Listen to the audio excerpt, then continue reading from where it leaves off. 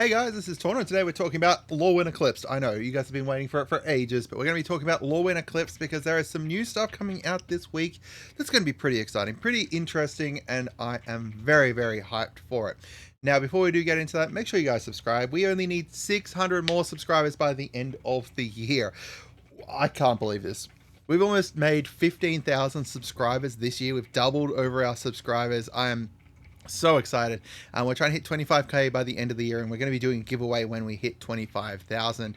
So let's get into it. First of all, what is Lorwyn Eclipsed? Lorwyn Eclipsed is a new expansion for Magic, releasing the 23rd of January 2026, with the pre-release being a week before that. And obviously, we're returning to Lorwyn and Shadowmoor, and it's the first that we've seen of it post-Phyrexian invasion. And this is going to be a full-size set with a whole bunch of nice products coming alongside it as well. So it's not like a smaller set or anything. We're going to get a full-size set with this one. And I hate the fact that I have to kind of make sure that that's clear, but I want to make sure that you guys know that there's going to be lots of Lorwyn cool cards. So why am I covering this now? First of all, I wanted to kind of a little bit of a break from the Universes Beyond news, and this looks like it's going to be an incredibly hype set, but we are, as I said, going to be having those stories releasing this week. December 8th to the 16th, we're going to be having new stories coming from Lorwyn, what's going on, what's happening and stuff. So it's going to be our first dive into what is going to be within the set, which is going to be very, very exciting. So the story that we've got so far is Una is gone and no longer manipulating the plane of Lorwyn. We no longer have the big great aurora shifting the plane between Lorwyn and Shadowmoor. Instead of it's like a cycle between them now, it seems like there's more like waves where people can freely kind of move between Lorwyn and Shadowmoor and back and forth and stuff, kind of going across the plane, which is a very interesting kind of take on it. So the actual story is going to be following a group of Strixhaven students who have come over to Lorwyn, and we're going to see how the Phyrexian invasions affected Lorwyn, and this is going to bring us so close. Like, it's right around the corner, the end of this big story arc that we've been working towards that feels a little bit disconnected at times, but I'm hoping that, the finale kind of brings it all together. We get to see what the hell's happened to Jace, all that kind of stuff. It's just, there's Secrets of Strixhaven, and then finally we're going to have the reality fraction. So there's going to be some really cool stuff happening. So as I said, it used to be that the whole world would shift with the passing of the aurora. Now the creatures of Lorwyn can move between the worlds. The day and night, they push right up against each other, like you can see here. Literally in this art, it's fabulous art. You can see over here Shadowmoor, Lorwyn here on the right. And there's two vast new elementals that have woken, one for both day and night, which is Eridu, which is here, and bring the daylight of Lorwyn, and then here is the other one with his Isilu. And I'm also very interested to see what happened with their story there, because I'll show you something in a minute that looks like they kind of, long lost lovers kind of thing. I don't know, we'll see. So these are the cards here.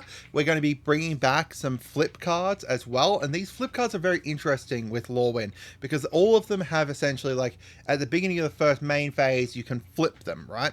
Iridu and Isilu one on the front side here gives Convoke, and on the back side gives every non-token creature you control Persist, which is going to be quite strong. And here is their special borderless version of it as well. We've also got some familiar faces returning here. We've got Sig up here, we've got Brigid, we've got Ashling, and then we've got Grub, Storied Matriarch down here. And then there's other versions of them as well, and they're flip sides there. You can see, here Brigid and Brigid there, and then Grub and Grub there. So this is like the Lorwyn side over here with the Shadowmoor side on the other side there. And obviously the others will have it as well. With Sig here, you can see that they show them kind of on one side their Lorwyn side, and then the other side their Shadowmoor side. So you can see here Sig transforming over, and then here is the borderless version of that. And then we've got Ashling Rekindled, and then Ashling Rhyme-bound. The Rhyme-bound are interesting because it's kind of like they're like, I think they called them Rhymelings, right? Where they essentially burnt too hot, so now they burn blue. It's really cool, right? And you can see again, the flipping at the first main phase there too. Right, then we've got Morningtide's Light here. This one is very interesting as well. It goes so it's a new card. Exile any number of target creatures at the beginning of the next end step. Return those cards to the battlefield tapped under their owner's control until your next turn. Prevent all damage that we dealt to you. Very, very nice card. But you can see here that you flip them, right? If they're all on their Shadowmoor side, you flip them and then they're going to come back in on their Lorwyn side. Very interesting. Right, and then here is the special borderless version of these. These are the story tale of fable versions of them. I'll show you more of those in a minute. But here is one of the examples of it. We've got the Bitterbloom Bearer returning here. It's a take on like the Bitter Blossom, with this time being an actual creature. So it's got flash, flying. At the beginning of your upkeep, you lose 1 life and create a 1/1 blue-black fairy creature token with flying. And here is a special serialized version of it, with the it being the headliner of the set. So we've got 3 different versions of it. We've got the version I just showed then, this special serialized version, and then one of the Fable versions here as well. So this is called the Fable frame. Yeah, and you can see like it's very like Wilds of Eldraine, very Lorwyn. It's really, really cool. I really like this frame. All right, we've also got Evoke returning here with the Elementals. This time around, we've got the hybrid mana up here, but they did something interesting with the hybrid mana where you can evoke it out. If you pay for it with its full cost, then you could potentially get both of these effects. But if you're just evoking it, right, so you're just paying either, you're just evoking it out, you need to either pay both 2 white or 2 black for it to work, and you get a special effect based off of that. So really, really interesting. I really like it. I think it's a really cool mechanic. And then we've got a borderless version there of the Emptiness, and then we've got another one here which is Deceit, which is a black-blue version. All right, we've got the Mutable Explorer here, which is a Changeling, so Changeling's returning. And then this one here, when it enters, you're going to create a Mutavault token. So this is cool as well because it's returning something that we've seen a little bit in the past, where it's making a token of a card that already exists within Magic the Gathering. So I do find this part interesting, where it doesn't actually have the reminder text. So newer players, if they do happen to open this version, it's going to be a bit weird, right? Like, they're going to have to look up what a Mutavault is. What is a Mutavault? What is a Mutavault token? But over here, we've got the full reminder text on the other version of it there. We've also got these guys here, the, I don't know what they called them. They're kind of like the level up mechanic kind of thing, where they you have it come in, and then you can pay to turn it into something else, and then pay to turn it into something beyond that, and then boom, pay to make it into something huge. I really like this as well. Also, this specifically doesn't say if it's a soldier and has no other types. So if you do happen to have let's say a Masked Nexus out or something like that, that makes it into a soldier already, you can just pay this 3 and 2 and turn it 3 and 3 and turn it into a avatar. Right, that's really cool. Yeah, so like these level up creatures coming back there too. We've also got Ashling's Command with Kindred. So Kindred returning on some cards there. With this one here, making a token of a copy of a elemental you control. Target player draws 2 cards, deals 2 damage to each creature target player controls.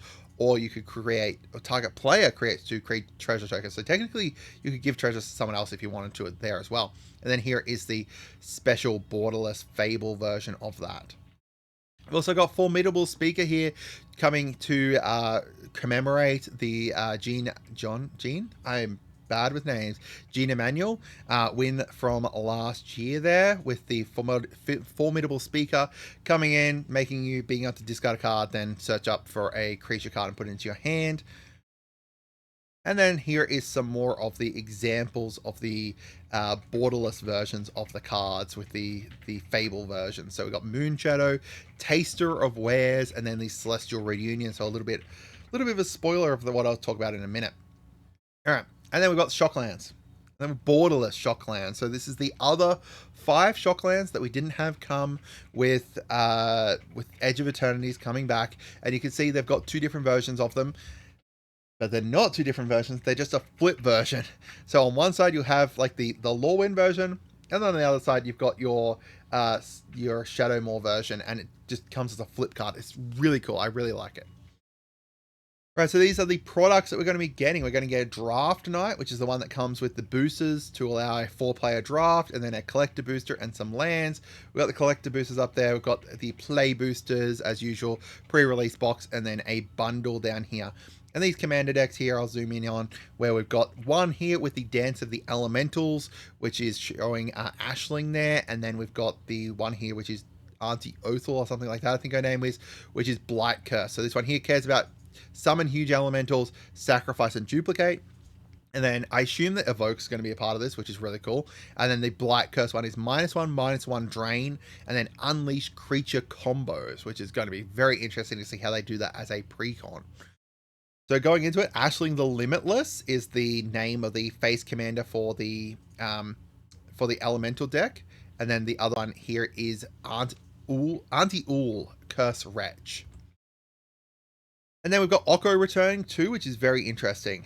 Yeah, I'm very fascinated by this. So this was revealed here by the Gatherer's Tavern keyrings here.